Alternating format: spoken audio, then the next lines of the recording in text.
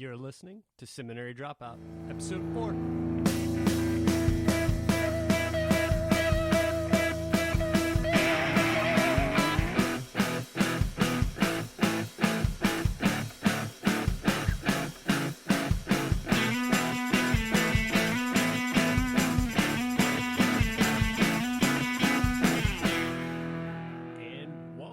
To the fourth episode of Seminary Dropout. So this is the first episode after the launch, because many of you know that I launched 3 episodes at once. And so this is the first time that I've gotten to get back to you after I've seen the response. And I have to thank you so much. I was really glad to see the response to the show. There's several reviews on iTunes. There's several 5-star ratings. I had a kind of a goal to make the new and noteworthy section of podcasts under Christianity and religion, and just kind of a personal goal. And within the first day, it was there. So satisfied, so happy. And so I can't thank you enough. Now it would be cool to get the new and noteworthy of just all the podcasts. So maybe another goal for the future. But I have to thank you. It meant so much to me, the positive feedback that I got back. And so today I've got Roger Olson, this interview that I did with Roger Olson. Now, Roger is maybe not a household name like some of the ones that I've published before, but he's no less important, especially for you theology nerds out there. And I know I have a few theology nerd listeners. You're really going to love this. But the beauty of this, and I think this is kind of the epitome of Seminary Dropout, is that even if you're not a theology nerd, you're still going to like this. Roger Olson is so good at explaining things in simple, easy to understand terms. And so wherever you are, I think you're really going to enjoy this. This was one of the shorter interviews that I've done. And I happened to be at a conference that Roger Olson was speaking at. He was the keynote speaker. And beforehand, I had just emailed him and said, hey, you're coming here. Would you be willing to do an interview with me? And, of course, he didn't know me from Adam. I told him I had a blog. I'm starting this podcast. And he said, sure. And so he gave me a few minutes of his time. And so I was greatly appreciative of that. So Roger Olson is a professor of theology at George W. Truett Theological Seminary. That's where I went to seminary. And that's at Baylor University in Waco, Texas, for those of you who don't know. He's also an ordained minister and author of several books. So go check him out. And I'll leave some links in the show notes and things like that for you to follow him. He's also got an amazing blog. You can get there by going to rogereolson.com.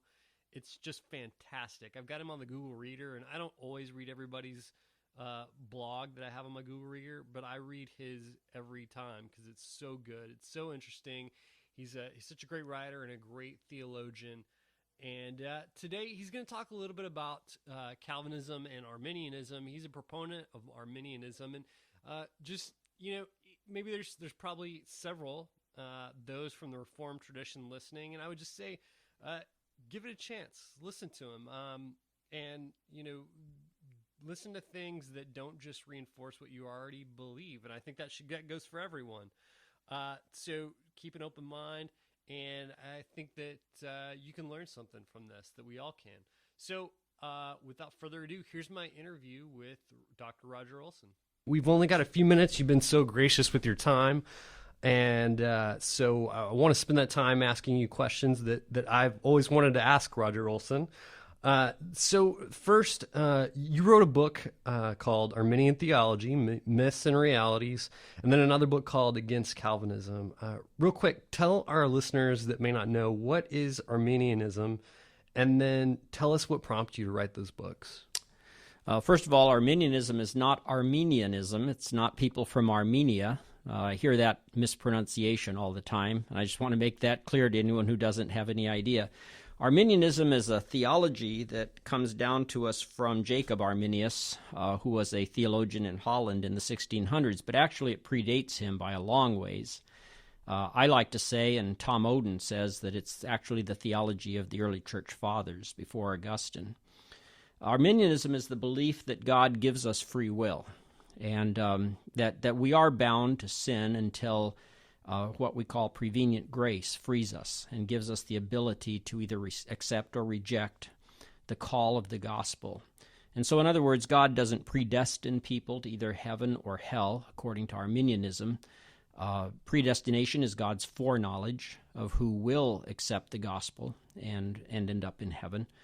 And so Arminianism is the alternative to Calvinism, which is the idea that God predestines people to either be saved or not to be saved. And so we have these two perspectives on election or predestination and God's sovereignty within Protestantism, Calvinism and Arminianism. And Arminianism is the one that believes in free will. I had a friend who was helping out with a youth group and was in charge of a small group of teenagers with another youth leader. And the other youth leader in this group had mentioned that he was a Calvinist. And so these teenagers asked, well, what's a Calvinist? And he said, well, a Calvinist is someone who believes in God's sovereignty. And so they then proclaimed that they too were then Calvinists. And so it's easy to see how someone could be led down that road when Calvinism is presented that way. It's very attractive in some ways when we talk about God's sovereignty.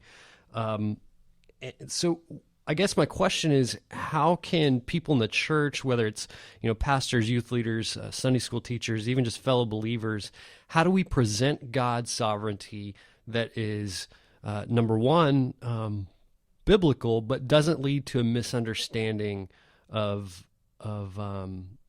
God's heart, God's predestination, and those sort of things? Well, to get back to your first question, then I'll answer this one. This is why I wrote Arminian Theology, Myths and Realities, and Against Calvinism, is to try to explain to people that there is an alternative to Calvinism that also takes God's sovereignty seriously. And so, as an Arminian, I believe in God's sovereignty. In fact, I think that as an Arminian, I believe in God's sovereignty better than a Calvinist, because I believe that God is sovereign over his sovereignty. So that's what I would say to young people, and anyone really that I'm talking to about this whole subject of God's sovereignty is God is sovereign over his sovereignty in the sense that he can limit his power in order for us to have ability, for us to have free will to either accept him or reject him, because as a God of love, he doesn't want to force anyone to love him. And so he limits his control of us and gives us free will, which is kind of like taking a risk and giving us that ability. But that's an expression of his sovereignty. That's not a contradiction of his sovereignty. God is more sovereign, in my view, because he takes that risk of giving us free will. So that's the way I would express it. Arminianism does believe in God's sovereignty. Yeah, and that's perfect. And you had mentioned earlier when we talked that there's kind of been a resurgence of Calvinistic theology, and you even said that for a while you never heard anyone talk about Reformed theology or Calvinistic theology, and then all of a sudden there's kind of an uptick in that. Why do you think that is? Yeah, in fact, when I was doing my research for those two books, I ran into an older Calvinist theologian named Loraine Bettner, who was a man. Loraine was his first name, but he was a man. And he was, back in the middle part of the 20th century, the Calvinist theologian, writing books like on predestination and so forth. And in one of those books, he laments the fact that nobody's a Calvinist anymore, hardly. And he says he looks forward to a day when maybe there'll be a renewal of Calvinism. And that certainly has happened in my lifetime and in just the last 20 years, with very powerful speakers and writers coming out in favor of and promoting Calvinism, so that many Christian young people, especially in America, are coming to think that that's the only truly biblical evangelical theology. And so I want to just present to them that there is an alternative that is also biblical and evangelical, and that's Arminianism, or call it whatever. But it's the idea that there is free will and not just God's determining power taking that free will away from us. Sure. And so I think that's why it's really important to have those conversations, for people to read your books, and people who kind of like me, when they're first exposed to Calvinism, thought, I can't sign on to that, or that doesn't sound right, but it seems like everyone around them is espousing that theology. And even for people who are Calvinists, don't let every book you read be a John Piper book, or something that is a proponent for that. Even if you believe that to be truth, go out and hear the other side, and get a balanced view. And so I think it's really important that people find your material and others like you. Well, Karl Barth said that the person who knows only his own side of an argument knows little of that. And so people who really want to know the truth ought to consider all the Christian perspectives. I'm not saying go out and study every world religion before you make your mind up, but at least look at evangelical perspectives and then say, okay, I'm a Calvinist, but if you haven't even studied the other alternative, how do you know? Yeah. It's funny that you say that. I don't know if you ever read your own reviews for your books on Amazon.com, but I have, and many of them who gave you 5-star ratings start out by saying, I am a Calvinist, but they very much appreciated your words. They didn't feel like they were being talked down to. They thought that Calvinism was presented fairly.